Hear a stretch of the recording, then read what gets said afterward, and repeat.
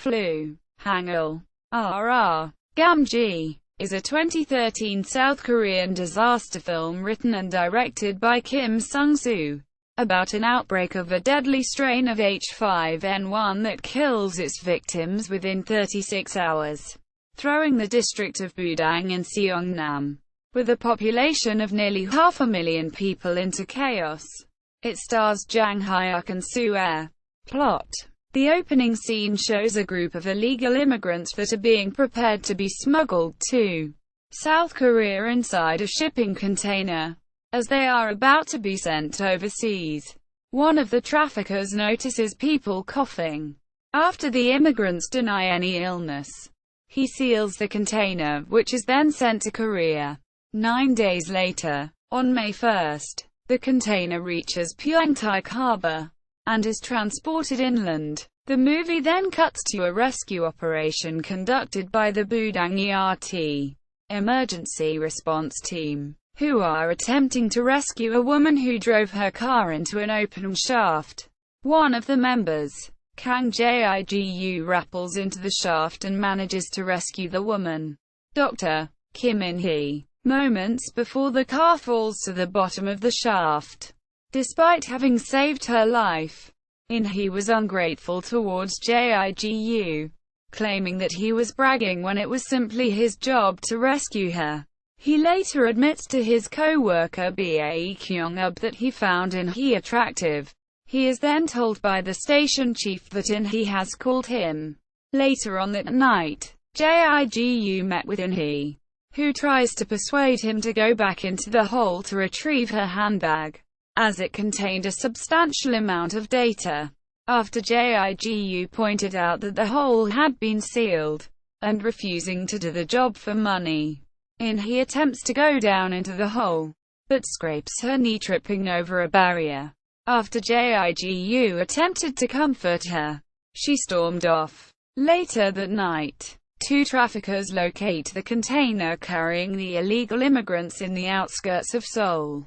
When they open the doors, they find the immigrants lying dead and covered with rashes and blackened blood. The traffickers, a pair of brothers named Ju Bung-woo and Ju Bung-ki, filmed the grisly and unbelievable scene on Bung-ki's phone as evidence to show to their boss. Bung-ki accidentally drops his phone on a corpse, and as he reached for it, the sole survivor, Andrada, in the container revealed himself. After being unable to ascertain what had happened inside the container, the traffickers contained the immigrant inside of their van. On the way to deliver the man to their boss, the brothers stopped at a rest stop near Budang, with Bung-woo beginning to show signs of illness. When Bung-ki is distracted, the immigrant escapes from the van and flees towards Budang itself.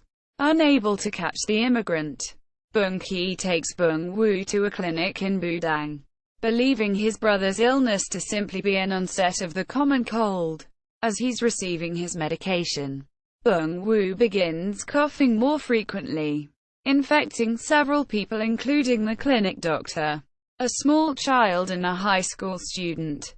All of the affected people continue their daily routines, unaware that they had all been infected. At the contagion center in Budang, In-hee is reprimanded for losing the data, but is covered by her co-worker, who claimed to their superior that others had not finished their work. The scene then cuts to Jigu, who ends up going into the shaft with the help of Kyung-up. After retrieving the bag, In-hee's phone begins to ring. Jigu answers the phone to hear a child's voice, asking why he was answering her mother's phone. They arrange a meeting spot so that Jigu can give the bag to In-hee's daughter, Mireille. During the exchange, Mireille demands Jigu's business card, so they could contact him if he had stolen anything, much to Jigu's amusement. As she left, Jigu noted that Mireille was definitely In-hee's daughter, with both having arrogant personalities. As the day goes on, the virus begins to spread rapidly, with the clinic doctor infecting a bus. the high school student infecting her class and the small child infecting his daycare. Meanwhile, as Bung-ki is searching for the missing immigrant, Bung-woo's condition deteriorates, becoming feverish, having rashes on his face as well as vomiting blackened blood. Bung-ki immediately takes him to the hospital, after being sent to the emergency room, and determining that Bung-woo has a flu of unknown origin. FUO. The medical staff put him into an isolation room and called in he into the hospital to help identify and treat his disease. Despite the staff treating him with dopamine and standard flu treatments, Bung-woo's condition got even worse. He went through his belongings and located his cell phone, finding the video he had taken earlier of the immigrants. They realized that the container had served as a culture room, mutating the virus. He asks Bung-ki about the container, hoping to find the source of the virus. But the trafficker refused to tell her anything, possibly fearing retribution from the authorities. As the situation between Bung-ki and the hospital staff became violent, Bung-woo's condition deteriorated dramatically, forcing the hospital staff to call a code blue. By the time Bung-ki reached the isolation room, Bung-woo had already died, now fully showing symptoms identical to the dead illegal immigrants. During his struggle to reach Bung-woo, Bung-ki exposed several of the hospital staff to the disease by knocking off their masks and accidentally smearing Bung-woo's blood on their faces. The next day, Mi-rae went looking for a stray cat she had been feeding. It is then that she encounters the illegal immigrant, who initially avoids her, but intervenes when she is about to be hit by a car. After taking sympathy on him, Mi-rae feeds the immigrant, named Monsai, the food meant for the cat. Monsai is aware that he is somehow spreading the illness, and tries to prevent her from coming close to him. Unbeknownst to both of them, however, Mi-rae is infected anyways. When Monsai begins coughing, Mi-rae goes to find help for Monsai by calling JIGU. The two spend some time looking around the area for Monsai.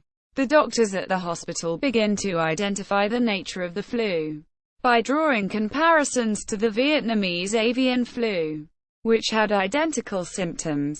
However, they noted that no avian flu had ever acted this quickly before.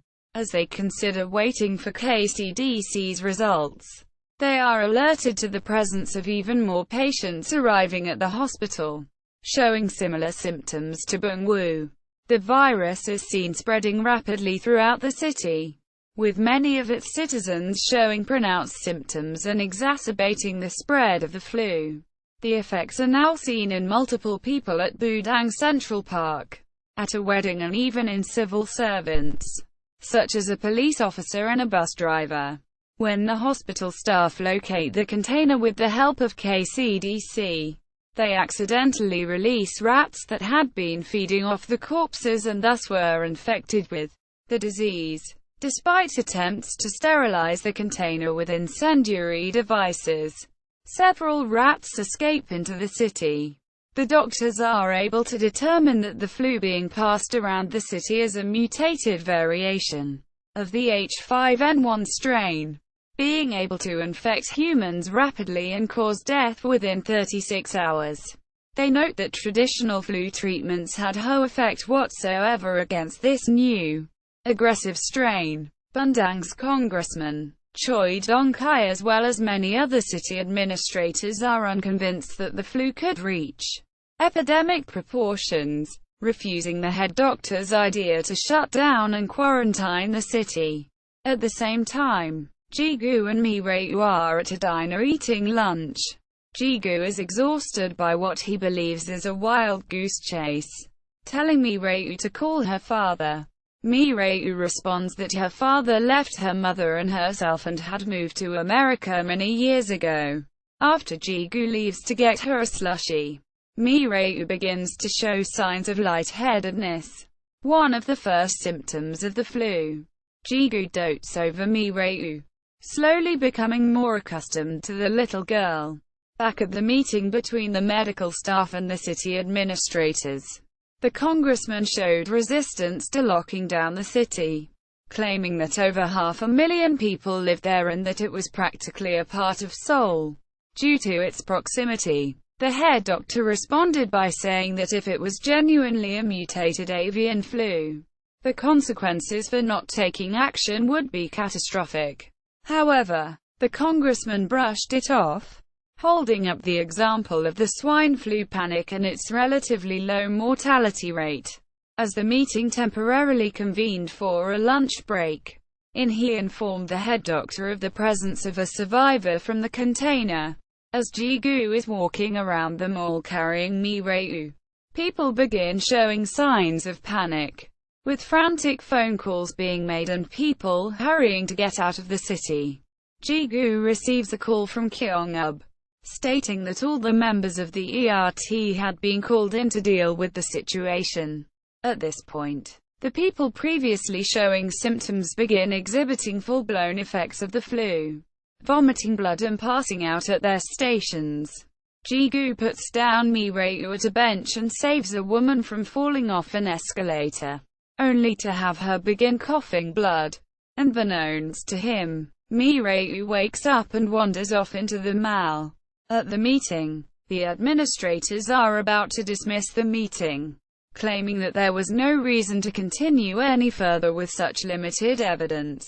However, a commotion is heard outside, and the members of the meeting rush to the meeting, just in time to witness carnage unfold below on the streets, with many people vomiting blood and passing out in the middle of the day, especially when driving, directing traffic, or performing hazardous tasks. The situation has deteriorated to multiple car crashes, a bus running into a plaza full of people, and even a gas station exploding, all in front of the meeting hall. Staff then begin to report to the minister that the emergency lines were overwhelmed, with hospitals all over Budang receiving calls confirming positive cases of the flu.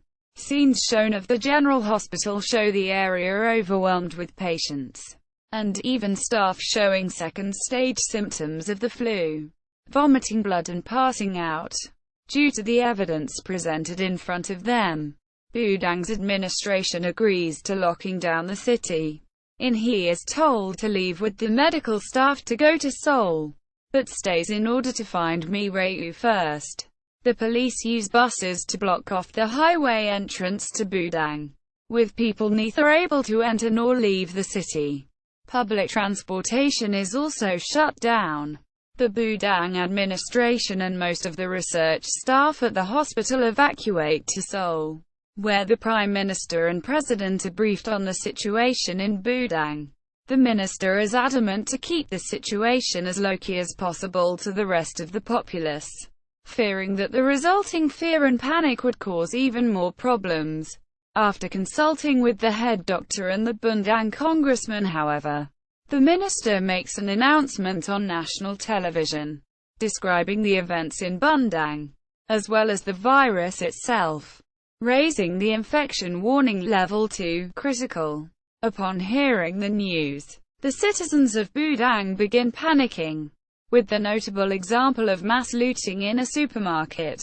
Unfortunately, this is the same supermarket that Mi-reu wandered into, and she is surrounded by people fighting and grabbing everything they can carry.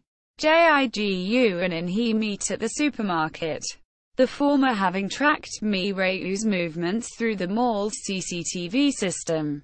The two split up in order to find Mi-reu, with he suggesting to Jigu that he cover his face to prevent becoming infected. The situation in the supermarket becomes even worse when several people begin vomiting blood in the middle of the store, causing the police to lock down the market, utilizing riot troops and the supermarket's steel shutters. Jigu manages to find Mi-reu, and the trio attempt to escape from the store. Though they manage to successfully do so, many people are still trapped behind the shutters. He manages to secure a seat on a helicopter to Seoul for the three of them. But Jigu refused, stating that he had an obligation to help people. He and Mireille leave for the town hall, while Jigu stayed behind, attempting to break apart a steel gate. His attempts appear to be in vain until Kyung-up arrives with ERT equipment, allowing for the people inside to escape. He and Mireille manage to reach the town hall in time for the last helicopter to Seoul. Unfortunately, right after they pass the inspection, Mireille begins coughing, with the KCDC officials stating that symptomatic people would not be allowed to leave the city. He tried to pass the coughing off as a previous flu infection, but the officials are unconvinced and force her to remain in Budang during the rest of the day and night. Military forces from both the ROK Army and Reserve Forces as well as troops from the United States Forces Korea and additional KCDC forces are deployed to Budang, reinforcing the perimeter and establishing a quarantine zone. The soldiers are instructed to keep their gas masks on at all times, lest they risk being infected by the virus. The military forces began herding the population of Budang into the Tanshan quarantine zone, a holding camp constructed outside of a sports stadium, using breaching tools and heat sensors to locate civilians that were hiding. An APB bulletin is put out for Monsai, with the hopes of harvesting his blood for the antibodies needed to create a vaccine. Despite this, he manages to remain hidden and is sent to the camp. Ultimately, Jigu, Kyung-up, Inhee, Mireille and Bunki the trafficker are sent to the camp. In the camp, the people of Budang are given a number, in order for KCDC to effectively track individuals in the camp. Then are forced to strip to their underwear and undergo a physical examination, in order to determine if they have any of the visible symptoms such as rashes on their bodies. Next, they were given a PCR test, which would serve to determine if the individual was infected, but not showing physical symptoms yet. It was also promised that individuals not showing any symptoms of the disease would be allowed to leave the camp after 48 hours. The head doctor expressed his reservation about keeping the healthy and infected in such close proximity to each other, worrying about the infected spreading the virus to the unaffected. However, his concerns are overruled by the politicians and official cell towers and internet services are shut down in Budang to prevent people from spreading false rumors. This, however, has the effect of isolating the people in the camps from the rest of their country, resulting in unease in the camp populace. During the physical examinations, he notices that Mireille is beginning to form rashes on her face, luckily covered by her hair.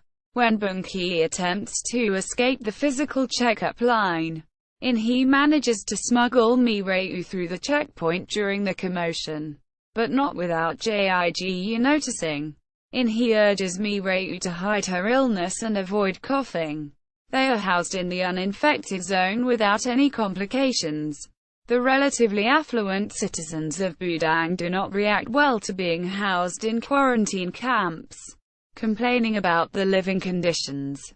An incident occurs where a rather mouthy uninfected civilian complains to the military troops about their poor living standards, resulting in the commander aiming his sidearm at the civilian and then assaulting an elderly man that tries to defend the first civilian. Jigu questions the commander's actions, resulting in the officer to point his sidearm at Jigu as well, threatening to shoot him. This set of incidents begins causing tension between the residents of the camp and their guards. Jang Hwan, a former operations officer for the ERT, diffuses the situation. As the commander and he were acquaintances, civil servants such as Jigu, Kyung-up and Hwan are then drafted to perform camp duties. He checks up on Mireille's condition in their tent, realizing that the rashes were getting even worse. People that tested positive during the PCR test are forcefully moved into the infected quarantine zone of the camp, located in and underneath the stadium itself. It is stated by the officials to the rest of the camp that the people in the IQ section are receiving medical treatment. It is revealed that Guk Hwan is collaborating with the soldier from before, bribing his way into the safe zone. He also spreads rumors that the infected are shot and killed rather than treated, causing even more tension and panic within the camp. Jigu confronts In-hee about Mi-ryu's current condition. With In-hee certain that Mi-ryu would not infect anyone else, as she had her mask on. In-hee does not want to send her daughter to the IQ section, as she knows there is no cure for the flu. In-hee expresses guilt about not properly looking after Mi-ryu, and Jigu promises to keep Mi-ryu's situation a secret from the rest of the camp. The next day, the citizens are awoken by gunshots, fired by the soldiers to scare away birds. In order to prevent the disease from spreading, supplies are distributed adequately to the civilians, and the situation is calmed for the time being. Meanwhile, at the infected quarantine zone, Monsai is discovered by members of KCDC, and is recognized due to the APB put out on him. Bunki, who is also in the IQZ, recognizes Monsai as the soldiers take him to the medical treatment center of the camp. In-hee is informed by her colleagues that Monsai has been discovered, and she is hopeful that a vaccine can be made from his antibodies. She entrusts Mi-ryu to Jigu's care, and gives her a walkie-talkie to communicate with her in case anything goes wrong. Mi-ryu's rashes are already quite visible, so she is wrapped in a blanket in order to hide the physical symptoms.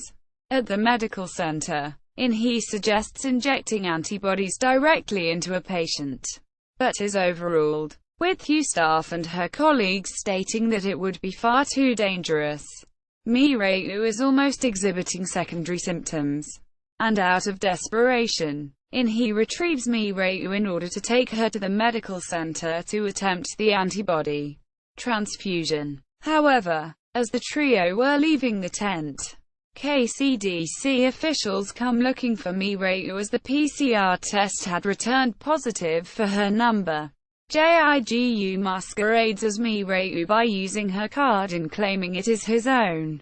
When Jigu is transferred to the IQZ, Bunki attempts to escape, knocking off the mask of AROKRF soldier Sang-myung. Meanwhile in Seoul, the president learns that the uninfected are kept, even after 48 hours. The WHO doctors explain that the virus was so infectious that they would not risk letting anybody out of the camp. The Budang congressman, Dong Kai, and the prime minister both suggest further fortifying the camp. The president expresses resistance to the idea, but is ultimately overridden by Leo Snyder, a WHO official. Back at the camp, Guk Hwan bribes the camp commander to transport him into a safe zone. In-hee manages to get the survivor to herself, then begins a blood transfusion between her daughter and Monsai when the latter agrees to it, after recognizing Mi-ryu. Unfortunately, Guk Hwan is able to see what is happening through a gap in the tent and alerts the camp authorities, who tranquilize In-hee and takes Mi-ryu away to the IQZ. Meanwhile in the camp, the uninfected citizens of Budang are getting extremely agitated as they have been held for nearly a week inside the camp, despite being told they would be released in 2 days. Fights break out in the camp, which escalates to a near riot.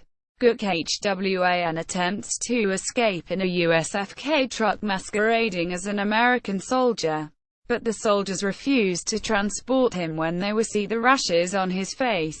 Fleeing the vehicle, after Jigu is released from the IQZ, after being vouched for by Kyung-up and testing negative on the PCR test, He notices Mireu's hairband on the floor, and realizes he has been taken towards the treatment section of the IQZ.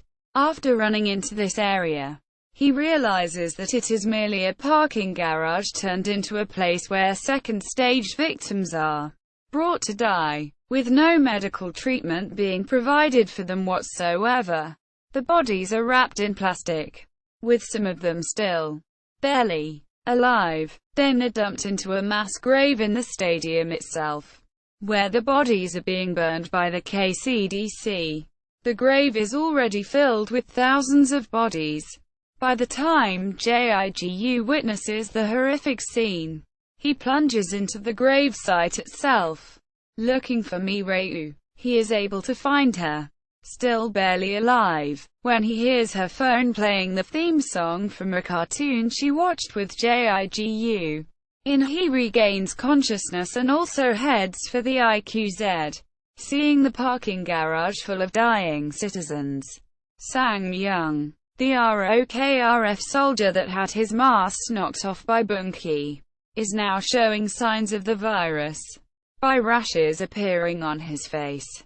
He heads to the IQZ to turn himself in, but is followed by his worried friend, Chol-jae. When Chol-jae tries to persuade Sang-myung to hide his infection, he sees his mother being transferred to the IQZ by KCDC troops, as she had been infected when she came to Budang to visit a friend. Out of grief, Chol-jae takes off his mask and embraces his mother, intentionally infecting himself. When KCDC troops try to stop them from leaving the IQZ, Sang-myung and Chol-jae mutiny against them, fleeing the IQZ with Chol-jae's mother. They are stopped at the entrance by ROKRF and ROK Army forces, but incite unrest in the camp when they announce that the people taken to the IQZ are being left to die, that there is no treatment, and that the bodies are being burned. The situation becomes a full-blown uprising when the ROKA captain shoots and kills Sang-myung, with the enraged people attacking and overwhelming the military forces and KCDC units at the IQZ. The mob breaks through the barricades and gain entry into the stadium, where they realize that what the two mutineers were telling them was true. They see Jigu and Mireu trying to escape from the grave, and they believe that the infected are being burned alive, further angering the people of the camp, who overrun the rest of the camp, forcing all the military personnel, KCDC units and medical research staff to flee. A van filled with medical research staff and Monsai are ambushed in the IQZ garage by a mob led by Bunki. When they were stopped to pick up In-hee, Bunki stabs In-hae's colleague and Monsai to death, believing him to have killed his brother. In-hee and the staff in the van managed to escape, due to USFK soldiers killing Bunki and threatening lethal action on the others.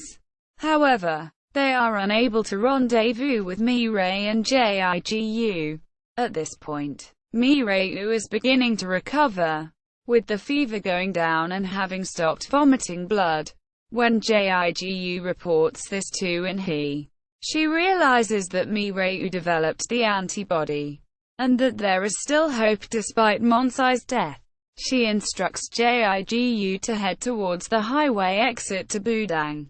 However, Guk-hwan killed several of the remaining USKF forces in the command truck, and commandeers it, taking control of the mob.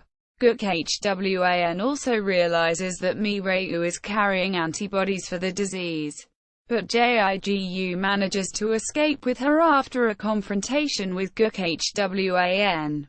The next day sees the mob led by Guk-hwan heading for the highway exit, overwhelming the police and ROKRF forces in the first line of defense with weaponry they had looted from the camp's military forces, as well as sheer numbers. Guk-hwan convinces the mob to head to Seoul and infect its citizens, as only then would the government take true action against the disease. Upon hearing that the antibody carrier had been killed, and being faced with the quarantine zone being breached, the Prime Minister authorizes the second line of forces consisting of soldiers and tanks from the ROK Army, Reserve Forces and Special Forces to use lethal force to prevent the civilians from escaping Budang. Though the citizens are initially halted from threats of being fired upon by the soldiers, Guk Hwan escalates the situation when he attempts to shoot Jigu, but misses and kills an ROK Army soldier when Kyung-up prevents him from doing so. The soldiers then open fire on the crowd, killing dozens of civilians. Kyung-up, Jigu and Mireyu survive unscathed, with Guk Hwan being shot in the leg and Chul Jio being killed while protecting his mother. The president is outraged when he hears that the Prime Minister ordered the troops to use lethal force. But the Prime Minister reveals that the rest of Korea supported the quarantine at Budang, and that they had to think about the nation as a whole, rather than one small part of it. Mireyu and Jigu take shelter in a nearby supply tent, with Mireyu having made a full recovery. He reaches the quarantine defense lines, but is unable to make it past the soldiers. Guk Hwan discovers Mireyu when Jigu goes to help the citizens who had been shot by the soldiers. Though he tries to forcefully transfuse Mireyu's blood, he is discovered by Kyung-up, who attacks Guk Hwan out of rage.